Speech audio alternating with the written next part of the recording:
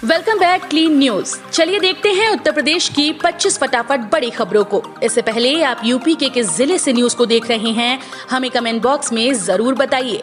साथ ही daily update रहने के लिए चैनल को सब्सक्राइब कर बेल आइकन को दबाना बिल्कुल न भूलें। आज का लाइक एम 3000 है, उम्मीद करते हैं आप इसे जरूर पूरा करेंगे। जल्द शुरू होगा 78,000 छात्रों का मूल्यांकन कार्य। प्रायोगिक परीक्षा का भी शेड्यूल जारी। उत्तर प्रदेश माध्यमिक शिक्षा परिषद के द्वारा अंक सुधार परीक्षा आयोजित की जा रही है। हाई स्कूल व इंटरमीडिएट की अंक सुधार परीक्षा क्रमशः 4 व 6 अक्टूबर को समाप्त हो जाएगी, जिसके बाद बोर्ड द्वारा मूल्यांकन की तैयारियां शुरू कर दी जाएंगी। अंक सुधार परीक्षा के लिए 78,000 से भी ज्यादा अभ्यर्थियों ने आवेदन किया। आधिकारिक जानकारी के मुताबिक इस परीक्षा की उत्तर पुस्तिकाओं का मूल्यांकन 9 से 12 अक्टूबर तक 15 केंद्रों पर किया जाएगा, जिसके लिए बोर्ड ने अपने 5 क्षेत्रीय कार्यालय वाले जिलों मेरठ, प्रयागराज, बरेली, वाराणसी और गोरखपुर में 3-3 केंद्र बनाने का निर्णय लिया है। मुख्यमंत्री योगी का निर्देश, 2 बहनें साथ पढ़ रही हों तो एक की फीस माफ करें निजी स्कूल। मुख्यमंत्री योगी आदित्यनाथ ने कहा कि बालिकाओं की शिक्षा पर विशेष ध्यान देने की जरूरत है, इसके लिए उन्हें प्रोत्साहित करना जरूरी है। उन्होंने कहा कि निजी स्कूल में 2 बहनें एक साथ पढ़ रही हों तो एक की फीस माफ हो। अगर निजी स्कूल ऐसा नहीं करते तो संबंधित विभाग एक छात्रा की फीस का प्रबंध करे।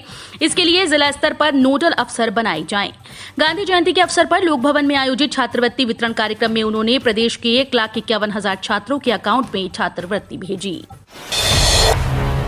कोरोना में 1.5 साल से बंद वरुणा एक्सप्रेस 7 अक्टूबर से फिर से चलेगी। यात्रियों का सफर होगा आसान। लखनऊ वाराणसी के बीच वाया सुल्तानपुर से होकर गुजरने वाली वरुणा एक्सप्रेस 7 अक्टूबर से फिर से चलेगी। इससे सुल्तानपुर से लखनऊ आने जाने वालों का सफर आसान होगा। कोरोना के कारण पिछले 1.5 साल से इस ट्रेन का संचालन बंद था। यात्री इसे बार बार चलाए जाने की मांग कर रहे थे। सांसद मेनका गांधी ने रेल मंत्रालय को इस ट्रेन के संचालन के लिए पत्र लिखा था। सांसद प्रतिनिधि रंजीत कुमार के मुताबिक ऑपरेशन मैनेजर के अरोड़ा की तरफ से वरुणा एक्सप्रेस के संचालन की जानकारी दी गई है। सीएम योगी के हाथों आज गोरखपुर को मिलेगी पीएनजी की सौगात। 13 ऑक्सीजन प्लांट का शुभारंभ भी करेंगे। विकास के रथ पर सवार गोरखपुर अब उन शहरों की फेहरिस्त में शामिल होगा जहां पाइपलाइन से घरों तक रसोई गैस की आपूर्ति होगी। रविवार को मुख्यमंत्री योगी आदित्यनाथ के हाथों पाइपलाइन से पीएनजी आपूर्ति की सौगात मिलने जा रही है। आज रविवार अपराह्न 4 बजे खानिमपुर में आयोजित कार्यक्रम में सीएम योगी टोरेंट कंपनी की तरफ से स्थापित 8 सीएनजी और सिटी गेट सब स्टेशन का उद्घाटन करने के साथ ही 101 लोगों को घरेलू पाइप्ड गैस कनेक्शन वितरित करेंगे। श्रमिकों के बच्चों को पढ़ाई के लिए छात्रवृत्ति और साइकिल देगी यूपी सरकार। सरकार द्वारा श्रमिकों की सहायता के लिए कई प्रकार की योजनाएं संचालित की गई हैं। अब श्रम विभाग में पंजीकृत श्रमिकों के बच्चों को शिक्षा में सहयोग व अन्य सुविधाएं प्रदान की जाएंगी। कल 4 अक्टूबर को जिले श्रमिकों के बच्चों को साइकिल का वितरण किया जाएगा। सहायक श्रमायुक्त सुविज्ञ विंग ने बताया कि विभाग में पंजीकृत असंगठित क्षेत्र के श्रमिकों के अध्ययनरत बच्चों को प्रतिमाह सहायता धनराशि दी जाएगी। ये सहायता कक्षा 1 से लेकर उच्च शिक्षा ग्रहण करने तक प्रदान की जाएगी। सीएम योगी की यूपी पुलिस को नसीहत, समय पर सही जानकारी दें तो नहीं बनेंगे खलनायक। मुख्यमंत्री योगी आदित्यनाथ ने कहा कि पुलिस अगर सही समय पर सही जानकारी मीडिया व सोशल मीडिया में दे तो उसकी खलनायक की छवि नहीं बनेगी। समय पर प्रतिक्रिया न देने से मामला बिगड़ता है और तब अधिकारी एक दूसरे का मुंह देखते हैं और अपना बचाव करते हैं। अधिकारी याद रखें कि उन्हें जनता की रक्षा करनी है। सीएम योगी ने कहा कि पुलिस की भूमिका सकारात्मक होती है तो पीड़ित का दर्द कम हो जाता है। पुलिस मुख्यालय के अपनी सभागार में मुख्यमंत्री पुलिस अलंकरण समारोह में बोल रहे थे। यूजीसी नेट का परीक्षा शेड्यूल बदला। अब 6 अक्टूबर से नहीं होगी परीक्षा। यूजीसी नेट परीक्षा का कार्यक्रम बदल गया। नेशनल टेस्टिंग एजेंसी ने परीक्षा शेड्यूल में बदलाव करते हुए नया परीक्षा कार्यक्रम जारी कर दिया। यूजीसी एनटीए के लेटेस्ट नोटिस के अनुसार यूजीसी नेट दिसंबर 2020 और यूजीसी नेट जून 2021 की परीक्षाएं पहले से तय कार्यक्रम के अनुसार 6 अक्टूबर से नहीं होंगी। अब ये परीक्षा 17 अक्टूबर 2021 से 25 अक्टूबर 2021 तक आयोजित की जाएगी। यूजीसी एनटीए के अनुसार 6 अक्टूबर से 8 अक्टूबर और 17 व 19 अक्टूबर परीक्षाएं निर्धारित थीं, लेकिन इस दौरान कई अन्य बड़ी परीक्षाएं टकरा रही थीं। पंचायत सहायक की नियुक्ति पर लगी रोक, लेकिन चयन प्रक्रिया है जारी। जनसंख्या के आधार पर भारत के सबसे बड़े राज्य कहे जाने वाले उत्तर प्रदेश में ग्रामीण इकाई को मजबूत बनाने और ग्राम प्रधान की सहायता के लिए प्रदेश के सभी 58,189 ग्राम सभाओं में पहली बार पंचायत सहायक के पदों का सृजन किया जा रहा है। हाल ही में इन पदों के लिए भर्ती प्रक्रिया भी आयोजित की गई थी, जिसमें आवेदन करने वाले आवेदनकर्ताओं का चयन उनकी मेरिट के आधार पर किया जाना था और 17 सितंबर तक नियुक्ति कर दी जानी थी, लेकिन ऐसा संभव नहीं हो सका। जनरल नर्सिंग एंड मिडवाइफरी के पदों में होने वाली भर्ती के लिए किस अनुपात में बुलाए जाएंगे कैंडिडेट्स। उत्तर प्रदेश में ऑक्सिलरी नर्स मिडवाइफरी के 5000 पदों के लिए होने वाली भर्ती की आवेदन प्रक्रिया पूरी कर ली गई है। जानकारी के मुताबिक Uttar Pradesh national health mission ने ऑक्सिलरी नर्स मिडवाइफरी के 5000 पदों पर भर्तियां निकाली थी, जिसके लिए 15 सितंबर से 30 सितंबर तक आवेदन मांगे गए थे। इसके बाद भर्ती प्रक्रिया के जरिए उत्तर प्रदेश के सभी 75 जिलों में एएनएम पदों पर नियुक्तियां की जानी हैं। यूपी के एक और शहर में लगा मांस बिक्री पर प्रतिबंध, नॉनवेज रेस्टोरेंट भी किए जाएंगे बंद। मथुरा के बाद अब लखनऊ में मांस बिक्री पर प्रतिबंध लगा दिया गया है। यही नहीं, यहां नॉनवेज रेस्तरां को बंद करने का भी आदेश जारी कर दिया गया। यूपी चुनाव के नजदीक आते ही योगी सरकार के बाद अब नगर निगम भी कड़े फैसले जारी कर रहा है। लखनऊ में हुई नगर निगम की बैठक में कई अहम फैसले लिए गए। नगर निगम की बैठक में कई वार्ड के नाम बदलने से लेकर पाकिस्तान से आए शरणार्थियों को दुकानें परमानेंट आवंटित करने तक के फैसले हुए। लखनऊ नगर निगम की बैठक में फैसला लिया गया कि शहर के सभी धार्मिक स्थलों के 100 मीटर के आसपास से मांस मछली की दुकानें हटाई जाएंगी। यूपी के जिले में 127 साल में सबसे ज्यादा बारिश, 193 मिलीमीटर का बना रिकॉर्ड। यूपी में मौसम अपना कमाल दिखा रहा है। मॉनसून अपनी विदाई के साथ लगता है कई रिकॉर्ड कायम कर जाएगा। इस वक्त मौसम विभाग का पूर्वानुमान है कि आने वाले 24 घंटों में यूपी के इन 14 जिलों में तेज हवाओं संग भारी बारिश होगी। पूर्वी यूपी में तो बारिश रिकॉर्ड पर रिकॉर्ड तोड़ रही है। गोरखपुर में शनिवार सुबह 8:30 बजे तक 193 मिलीमीटर बारिश रिकॉर्ड की गई।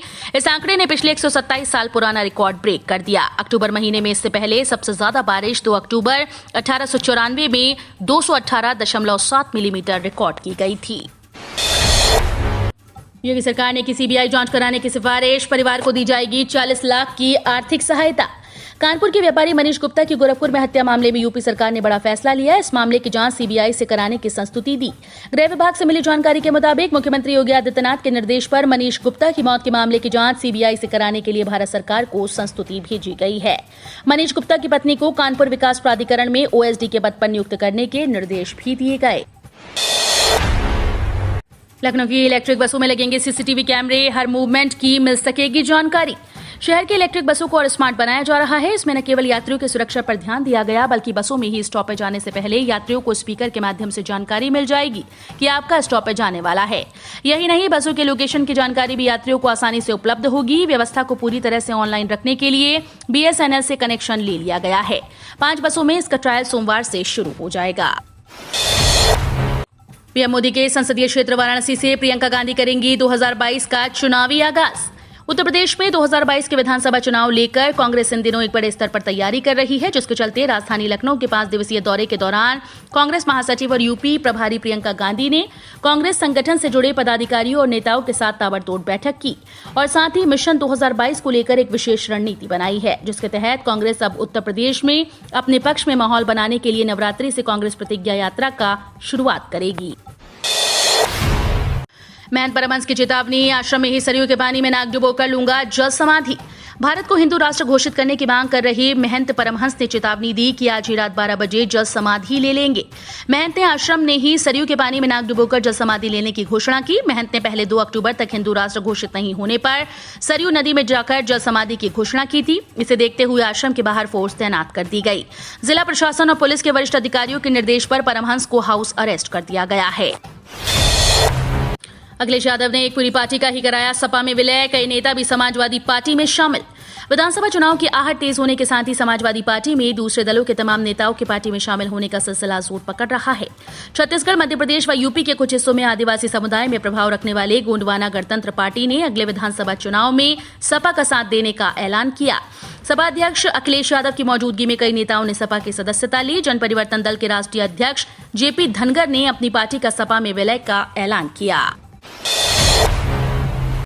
जल्दी यूपी में 30,000 के करीब यूपी होमगार्ड सिपाही पदों पर भर्ती। उत्तर प्रदेश में होमगार्ड सिपाही भर्ती का लोग लंबे समय से इंतजार कर रहे हैं। विभिन्न मीडिया रिपोर्ट में भी जल्द ही यूपी में 30,000 के करीब यूपी होमगार्ड सिपाही पदों पर भर्ती आयोजित होने की खबरें सामने आ रही हैं। हालांकि अभी तक इस भर्ती के संबंध में यूपी होमगार्ड विभाग या प्रदेश सरकार की ओर से कोई आधिकारिक ऐलान नहीं किया गया। इसलिए इस भर्ती से जुड़ी सभी तरह की अपडेटेड जानकारी पाने के लिए प्रतियोगी अभ्यर्थियों को होमगार्ड विभाग उत्तर प्रदेश के ऑफिशियल वेबसाइट पर विजिट करते रहना चाहिए। लखनऊ में गोमती नगर से डुप्लीकेट पुष्पक, वैष्णो देवी और कामाख्या के लिए ट्रेन बोर्ड ने दी मंजूरी। लखनऊ में गोमती नगर रेलवे स्टेशन से मुंबई के लिए डुप्लीकेट पुष्पक ट्रेन चलेगी ताकि लखनऊ जंक्शन से मुंबई जाने वाली पुष्पक एक्सप्रेस में भीड़ कम हो सके। इससे गोमती नगर, फैजाबाद रोड, इंदिरा नगर, महानगर इलाकों के लोगों को ट्रेन पकड़ने चारबाग नहीं जाना पड़ेगा। रेलवे बोर्ड ने गोमती नगर रेलवे स्टेशन से मुंबई समेत वैष्णो देवी और कामाख्या के लिए 3 जोड़ी ट्रेन को चलाने की मंजूरी दी है। स्टेट बैंक ऑफ इंडिया का ग्राहकों को तोहफा, मुफ्त में दे रही 2 लाख का insurance. State bank of India के ग्राहकों के लिए अच्छी खबर है। एसबीआई अपने ग्राहकों को 2 लाख रुपए तक का मुफ्त इंश्योरेंस दे रही है। जिन कस्टमर्स का बैंक में जनधन खाता और रुपए डेबिट कार्ड है, उन्हें बैंक के नए ऑफर का फायदा मिलेगा। जनधन ग्राहकों को स्टेट बैंक 2 लाख रुपए तक दुर्घटना बीमा दे रहा है। रुपए कार्ड से पैसों की निकासी और शॉपिंग भी कर सकते हैं। चीन में बिजली संकट बरकरार, कारोबार का हो रहा बड़ा नुकसान। चीन में बिजली संकट से कारोबार जगत बुरी तरह से प्रभावित हो रहा है। बिजली की कमी के कारण चीन के कई प्रांतों में व्यापक स्तर पर पावर सप्लाई में कटौती हुई। उन प्रांतों में काम करने वाली कई अमेरिकी कंपनीज ने कहा कि बिजली की किल्लत से उनका कामकाज बुरी तरह से प्रभावित हुआ। शंघाई में अमेरिकन चैम्बर ऑफ कॉमर्स के अध्यक्ष केर गिब्स ने कहा कि बिजली कटौती के कारण व्यापार को नुकसान हुआ है, ऑर्डर रद्द कर दिए गए और कच्चे माल का नुकसान हुआ। चीन के कई प्रांतों में पिछले कुछ हफ्तों में बिजली संकट के कारण 1200 कंपनीज का प्रतिनिधित्व करने वाले एसोसिएशन के 3000 से अधिक सदस्यों ने बिजली की कमी को कम करने के तरीकों पर स्थानीय अधिकारियों के साथ बातचीत की। ईपीएफओ ने दी कर्मचारियों को बड़ी राहत, अब सेवानिवृत्ति के दिन ही मिल जाएगी पेंशन। कर्मचारी भविष्य निधि संगठन ने सेवानिवृत्त होने वाले लाखों कर्मचारियों को बड़ी राहत दी है। ईपीएफओ के प्रयास अभियान के तहत अब कर्मचारियों को सेवानिवृत्ति के दिन ही पेंशन जारी हो जाएगी। ईपीएफओ विभाग की इस पहल से कर्मचारियों व उनके स्वजन को पेंशन व अन्य देयकों के लाभ के लिए कार्यालयों के चक्कर लगाने से छुटकारा मिल जाएगा। इससे सेवानिवृत्त होने वाले कर्मचारियों को ईपीएफओ कार्यालय का चक्कर लगाने से मुक्ति मिल जाएगी। फ्री राशन मिलने का बदला नियम, नहीं मिलेगा मुफ्त में चावल, जानिए अब कितना मिलेगा गेहूं। अक्टूबर और नवंबर महीने में प्रधानमंत्री गरीब कल्याण योजना के तहत अंत्योदय कार्ड धारकों को पहले चरण में प्रति यूनिट 5 किलोग्राम फ्री राशन दिया जाएगा। पात्र गृहस्थी कार्ड धारकों को सिर्फ गेहूं मिलेगा। अंबेडकर नगर के जिला पूर्ति अधिकारी राकेश कुमार ने बताया कि यदि कोई भी विक्रेता खाद्यान्न का वितरण नहीं करता है तो लाभार्थी इसकी शिकायत डीएसओ व एसडीएम से कर सकते हैं। प्रधानमंत्री गरीब कल्याण अन्न योजना के तहत इस महीने कार्ड धारकों को केवल गेहूं का फ्री वितरण किया जाएगा। बैंक बैलेंस कम होने पर ट्रांजैक्शन हुआ फेल तो डाकघर वसूलेगा मोटी फीस। इंडिया पोस्ट के ग्राहकों के लिए जरूरी खबर है। 1 अक्टूबर से इंडिया पोस्ट अपने एटीएम के इस्तेमाल पर नए चार्ज लगाने जा रहा है, यानी ग्राहकों को एटीएम डेबिट कार्ड इस्तेमाल पर जेब ज्यादा ढीली करनी होगी। इंडिया पोस्ट ने चार्जेस की डिटेल शेयर की। इसमें अलग अलग ट्रांजैक्शन पर 10 रुपए से लेकर 300 रुपए तक का चार्ज लगाया गया है। बड़े नुकसान की बात यह है कि ग्राहकों के खाते में अगर बैलेंस कम है फिर भी एटीएम से ज्यादा कैश निकालने की कोशिश करता है तो उस पर चार्ज देना होगा।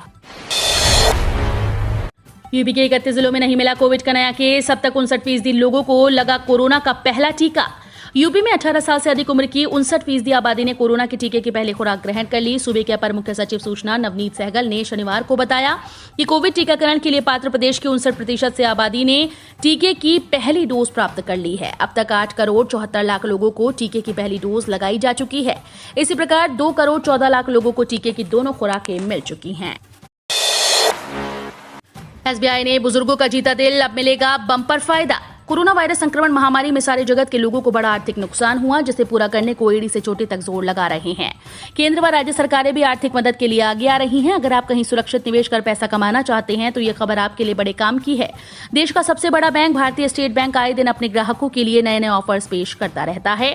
अब एसबीआई ने वरिष्ठ नागरिकों के लिए स्पेशल एफडी की डेडलाइन को एक बार फिर से बढ़ा दिया, यानी आप अब मार्च 2022 तक ज्यादा ब्याज दरों का फायदा ले सकते हैं। हम रोज ऐसे ही न्यूज लाते रहेंगे। यदि आपने अभी तक क्लीन न्यूज यूपी को सब्सक्राइब नहीं किया है तो फटाफट सब्सक्राइब कर लें। साथ ही बेल आइकन को प्रेस करना बिल्कुल ना भूलें ताकि लेटेस्ट अपडेट मिस ना हो।